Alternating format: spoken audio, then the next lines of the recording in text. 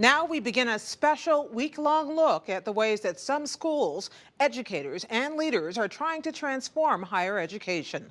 The goal? To prepare students for the modern workforce. The series is called Rethinking College, part of PBS's Spotlight Education initiative, which features special programming examining today's challenges. Tonight, Hari Srinivasan visits Dallas, where an innovative college president is growing a new kind of student. At a Texas college, a football field that was turned into a farm. We need to harvest about 10 pounds of radishes. The Tigers of Paul Quinn College lost more football games than they won on this field. So 9 years ago, when the historically black college on the south side of Dallas was in financial crisis and had a 1% graduation rate, a new president turned everything over, including the football field. So, did you envision this when you first saw the football field? No.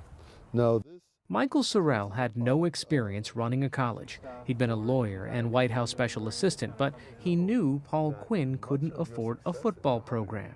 There's more than one field of dreams, all right? Why should we tie everyone's future to their athletic success? He turned the football field into an organic farm that generates more than 20,000 pounds of organic vegetables every year. Veggies that make it into high-end restaurants and into the Dallas Cowboys Stadium. I think this has saved our school. It saved it because it changed the narrative of the institution. The farm has become a symbol for a remade Paul Quinn College. We're the first urban work college in the country, and so our students learn what it means to be effective and to have job skills and work skills. The app that tracks our work college hours is called UAttend. Students are assigned jobs from day one. So when I punch in, the Dean of Work College, she'll be able to track that I've punched in. And now it's recorded that I'm punched in to work. Every student here has to work 150 hours to fulfill their work tuition. Our goal is for them to be somewhere between nickel size to quarter size around. James Hunter is the farm manager. Most of the students that work on the farm, they're not going to be farmers. And I don't want them to be farmers. I want them to pursue whatever they're interested in. Vincent Owenseni is a business management major. One basic principle about the farm is supply and demand. Let's say if a plant is going to be in demand around Thanksgiving time, around November, we're going to plant that late summertime. It helps you to understand the bigger picture of the farm, knowing about the customers, knowing about the economy of the farm.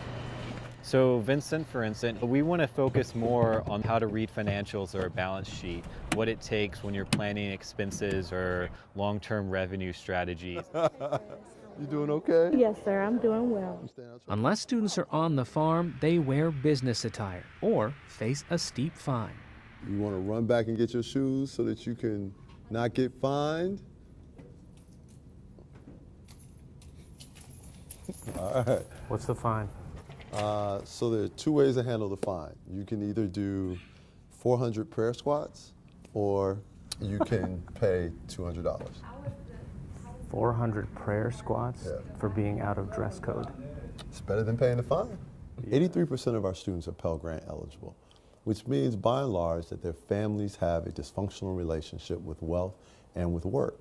So if you've never been in an environment where you've come to understand the expectations of a career, because all you've ever seen is people be underemployed or unemployed, then how are you going to learn that? Good morning, everyone. My name is Jennifer Moreno. I'm also a freshman. I'm from Ennis, Texas. For their first 2 years, Paul Quinn students are assigned on-campus jobs, often ones that require contact with the public. The idea is to improve communication and problem-solving skills. Our students are getting two forms of education. They're getting a rigorous liberal arts training, and they're also getting real-world work experience. But students are not directly paid for their work. Instead, earnings go to the college to pay down their tuition. This is where all your classes will be held. Freshman Jennifer Moran is a first-generation student whose parents are from Mexico. With the work program, they give you $5,000 that goes towards your tuition. Coming from a low-income family, this was a great option. The students might spend their first 2 years working on campus as we make sure that they are properly prepared to be successful. Then the last few years, they're working off campus in companies or other businesses that are related to their career aspirations. Do you have that one saved on the desktop? Senior Destiny Modeste is interning at Slingshot, an advertising agency in downtown Dallas. Her employer pays Paul Quinn College $7,500 per school year for Destiny's work. Having the opportunity to work and help pay your tuition at the same time at an actual agency and see what they do on a daily basis, and then maybe at the end be offered a job, is very important for me. There is no employment training program that will cost as little as $15,000. This is an investment in improving the talent pool of your company and your office. So what's the incentive for an employer to keep that student around? Oh, don't keep them around if they aren't good enough, right? I mean, our responsibility to them is provide a quality product. So when do you expect the Facebook post to go live? Chris Hawthorne, who runs the intern program at Slingshot, says the partnership with a historically black college is important. We have, as an industry and advertising, struggle with attracting minorities to the field of advertising. So we started this relationship with Paul Quinn. We met Destiny, and she was fantastic. But as important as career and college are to Sorrell's vision, he also pushes his students to engage in community service. We believe that colleges have a fundamental responsibility, if you are located in an urban area, to turn outward and address the needs of the communities you serve. We are in a food desert. There's no grocery store for 4 miles, right? I mean, that's real. People don't have access to healthy food. I mean, affordable, fresh, and healthy produce. We decided we have the ability to solve the problem, and we're going to go solve the problem. Is that what people come to college to learn? Someone's going to figure out the urban issues. Why shouldn't it be the people who came from those urban communities and have a vested interest in those neighborhoods? In keeping with that mission, the college donates 10% of the produce from the farm, named We Over Me, to the surrounding underserved community. If you look at the need around you and you look at your resource, you can say, hey, I can use this space right here to grow what my community needs. Where someone else sees hopelessness, you see an opportunity. In Dallas, for the PBS NewsHour, I'm Hari Srinivasan. And tomorrow, Hari's series continues with the particular financial and cultural challenges Latino males face when it comes to earning a degree.